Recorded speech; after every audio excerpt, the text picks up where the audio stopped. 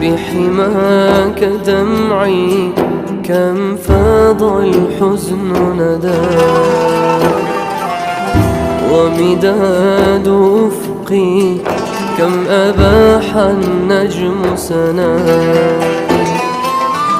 وكأن دموع عيني كالجذع لما رآه يبكي الفؤاد ويشدو للقاك رسول الله للقاك رسول الله يا نبي سلام عليك يا رسول الله يا حبيب سلام عليك يا نبي الله يا نبي سلام عليك يا رسول الله. Assalamualaikum warahmatullahi wabarakatuh. Hamdan wa syukran lillah, salatan wa salaman ala rasulillah. Amma ba'd. Puji syukur alhamdulillah kita ucapkan atas kehadirat Allah Subhanahu wa taala yang telah mencurahkan nikmat-Nya kepada kita semua sehingga kita dapat hidup sampai saat ini. Nikmat hidup yang kita tak tahu sampai kapan bisa kita miliki dan sampai kapan bisa kita nikmati. Nikmat hidup yang takkan pernah bisa kita ulangi lagi sampai kapanpun dan dalam bentuk apapun.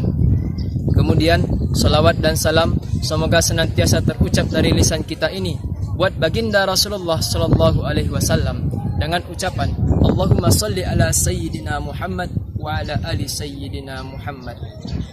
Perlu kita ingat bahwa setiap harta yang tak pernah disucikan alias ditunaikan kewajibannya mengandung banyak penyakit sehingga menjadikan pemiliknya lalai bahkan menjadi sumber fitnah. Apalagi harta tersebut didapat dengan cara yang haram. Ingatlah kaum muslimin, Allah Subhanahu wa taala memiliki sifat al-basir, yaitu Allah Subhanahu wa taala memiliki sifat yang maha melihat. Meskipun kita bersedekah secara diam-diam, Allah akan melihat sedekah kita. Allah akan melihat amal kita. Diibaratkan sedekah secara diam-diam adalah semut yang hitam di bawah batu yang hitam, di malam gelap gulita yang hitam. Allah melihat semut itu. Bersedekahlah, jangan merasa terpaksa dalam bersedekah. Apabila kita merasa kesal dalam bersedekah, maka akan tertanam di bawah sadar kita bahwa sedekah itu tidak enak, bahkan mengesalkan. Bersedekahlah dengan sesuatu yang kita cintai dan yang sesuatu yang kita sukai.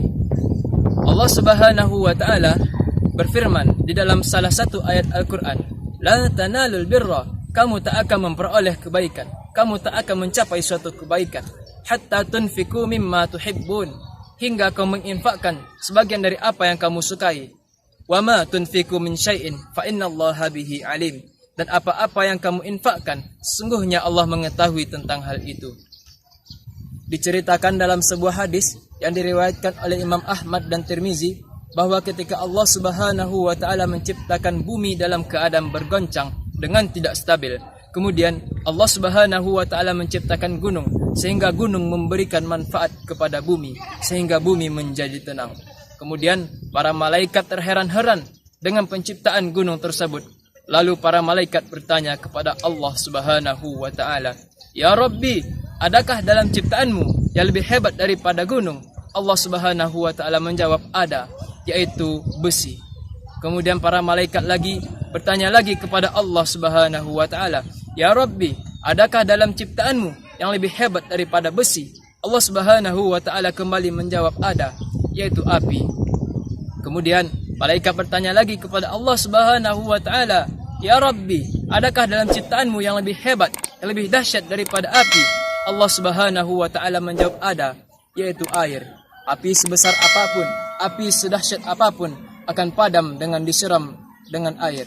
Kemudian malaikat bertanya lagi kepada Allah Subhanahu wa taala, "Ya Rabbi, adakah dalam ciptaanmu yang lebih hebat daripada air?" Allah Subhanahu wa taala menjawab, "Ada, yaitu angin. Air di samudera yang luas dapat bergelombang dengan tinggi, tiada lain tiada bukan adalah karena angin." Kemudian malaikat bertanya lagi kepada Allah Subhanahu wa taala, "Ya Rabbi, Adakah dalam ciptaanmu yang lebih hebat daripada itu semua? Allah Subhanahu wa taala kembali menjawab, ada, yaitu amal ada anak Adam yang bersedekah dengan tangan kanannya hingga tangan kirinya tidak mengetahui. Begitulah dahsyatnya bersedekah. Yang sebenarnya hebat, yang sebenarnya kuat adalah orang yang bersedekah dan mampu menguasai dirinya, sehingga sedekah yang dilakukan bersih, tulus dan ikhlas tanpa ada unsur riya.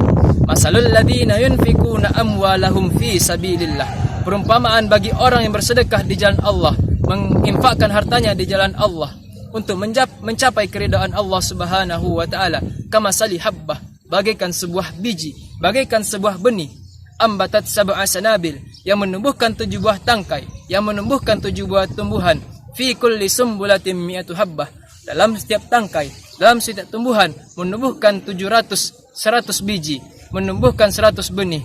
Wallahu yudha'ifu liman yasha, wallahu wasi'un alim. Dan Allah melipat gandakan bagi siapa yang Ia kehendaki, dan Allah Maha luas pengetahuannya, lagi Maha mengetahui. Allah Subhanahu wa taala berfirman dalam ayat lain, ketika Ia bertanya kepada orang yang telah meninggal, seandainya mereka dihidupkan lagi, mereka mau apa? Rabbi laula akhartani ila ajalin qarib. Ya Rabbi, ya Tuhan kami, jikalah Engkau sudi menghidupkan kami lagi, menunda kematianku, memberikan waktu aku sedikit saja, sebentar saja, tak usah lama-lama. Untuk apa? Fa'as-saddaqah, niscaya aku akan bersedekah. Lalu ayat ini dikaji oleh ulama. Mengapa orang mati ini tidak meminta untuk haji? Mengapa orang mati ini tidak meminta untuk salat? Mengapa orang mati ini tidak meminta selain daripada sedekah? Kita ingat sebuah hadis dari Rasulullah SAW, Al-hajjul mabrur laisa lahu jazaa'un illal jannah. Haji yang mabrur itu tak ada balasan yang pantas baginya selain daripada syurga.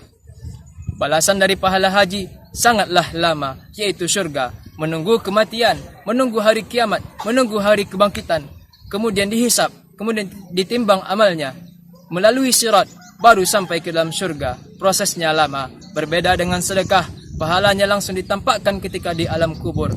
Makanya ketika orang mati itu ditanya, seandainya kau dihidupkan lagi, kau mau apa? Aku akan bersedekah. Sungguh menyesal aku tak bersedekah. Aku hanya bersedekah dulu, hanya sedikit. Seandainya aku dihidupkan lagi, aku akan bersedekah sebanyak-banyaknya. Itu adalah penyesalan bagi orang yang pernah bersedekah semasa hidupnya. Dia masih kurang. Dapat kita bayangkan betapa dahsyatnya penyesalan orang yang tak pernah bersedekah, berinfak sama sekali semasa hidupnya. Tentu penyesalannya lebih hebat daripada itu semua. Hadirin sahabatku yang beriman, janganlah kita menunggu hari tua untuk bersedekah. Untuk apa harta yang banyak, harta yang melimpah, tetapi tidak pernah diinfakkan, tak pernah disedekahkan, lalu kita mengharapkan berkah dari harta tersebut, bagaikan mimpi di siang bolong.